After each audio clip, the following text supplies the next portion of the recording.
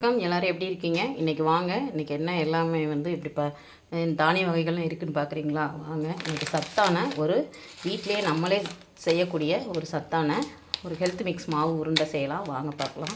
இப்போ நான் 1/4 கிலோ வேர்க்கடலை எடுத்து வச்சுருக்கேன். அதில் 1/4 கிலோ பச்சைப்பயிறு, அதுக்கப்புறம் பார்த்திங்கன்னா நாட்டுக்கம்பு எடுத்து வச்சுருக்கேன் 1/4 கிலோ. அதுக்கப்புறம் இது வந்து திணை, அதுக்கப்புறம் வந்து குதிரைவாலி, அதுக்கப்புறம் வந்து அதுக்கப்புறம் பாருங்கள் முந்திரி 100 கிராம் வாங்கியிருக்கேன், கருப்பு உளுந்து வாங்கியிருக்கேன், அதுக்கப்புறம் வெள்ளைச்சோளம். இப்போ நம்ம வந்து ஒரு கிட்டத்தட்ட 10 வகையான இதை வச்சு நம்ம வந்து இன்றைக்கி ஒரு சத்து மாவு உருண்டை செய்ய போகிறோம். வாங்க பார்க்கலாம். பாருங்கள், நான் வந்து இதுக்கு வந்து நாட்டு சக்கரை சேர்க்காமல் தேன் ஊற்றி நான் செய்ய போகிறேன். அதுக்கு ஒரு சொட்டு வந்து நம்ம நெய் சேர்த்துக்கலாம். இப்போ வாங்க பார்க்கலாம் நம்ம எப்படி செய்யலாம்னு. இது பார்த்திங்கன்னா நல்லாவே சுத்தமான இது தான், அதனால் நான் வந்து வறுக்க தான் போகிறேன். இப்போ வந்து எல்லாத்தையுமே வறுத்துட்டு அதுக்கப்புறம் உங்கள்கிட்ட இன்னொரு வீடியோவில் நான் காட்டுறேன். இந்த சத்து மாவு உருண்டை பிடிச்சிருந்துச்சின்னா நம்ம நம்பருக்கு வாட்ஸ்அப் பண்ணுங்கள்.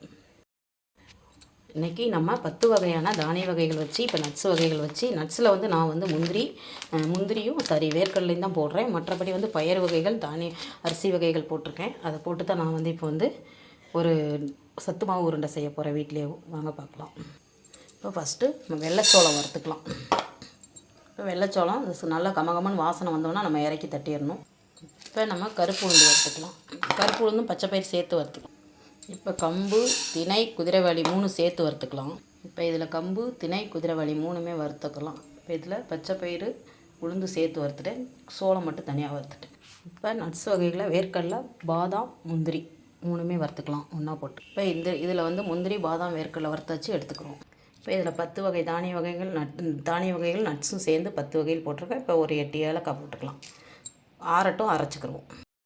நல்லா ஆறி வச்சுக்கோங்க. இதில் பாதி எடுத்து வச்சுருக்கேன். அதே மாதிரி இந்த மிக்ஸி ஜார் நல்லா வந்து ஈரம் இல்லாமல் தொடச்சிக்கோங்க. அதுக்கப்புறம் இதில் பாதி போட்டு அரைச்சிட்டு அதுக்கப்புறம் செஞ்சும் போது காட்டுறேன்.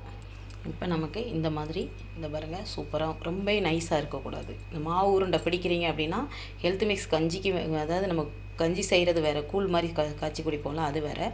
இது வந்து நம்ம வந்து இந்த மாதிரி குறையாக இருந்தால் லட்டு சாப்பிடும்போது சூப்பராக இருக்கும். உருண்டை சாப்பிடும்போது இன்னொரு தடவை இதை அரைச்சிக்கலாம். இப்போ பாத்திரம் சூடேறிடுச்சு. இப்போ நம்ம வந்து அந்த மாவு உருண்டை பிடிக்கிறதுக்கு கொஞ்சமாக நெய் சேர்த்துக்கலாம், வாசனையாக. இப்போ நம்ம 2வது தடவையும் 2வது போட்டு அரைச்சாச்சு. இப்போ மீதி இருந்ததே இப்போ வறுத்துக்கலாம் நெய்யில், சூடான நெய்யில். இப்போ மாவு கொட்டியாச்சு.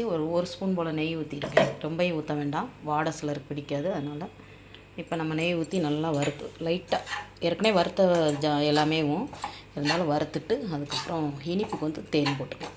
நீங்கள் நாட்டு சக்கரை போடனாலும் போட்டுக்கலாம், ரொம்ப டேஸ்ட்டாக இருக்கும்.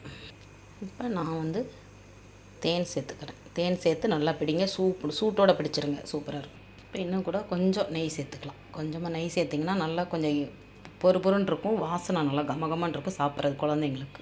இப்போ நம்ம நல்லா கிளறிட்டோம். இந்த மாதிரி சூடு பொறுக்க இப்படி உருண்டை பிடிக்கணும். இன்னும் கொஞ்சம் இதாக ஆறணும். சூடாக இருக்குது, ரொம்ப சூடாக இருக்குது. நம்ம பிடிக்கும்போது காட்டுறேன்.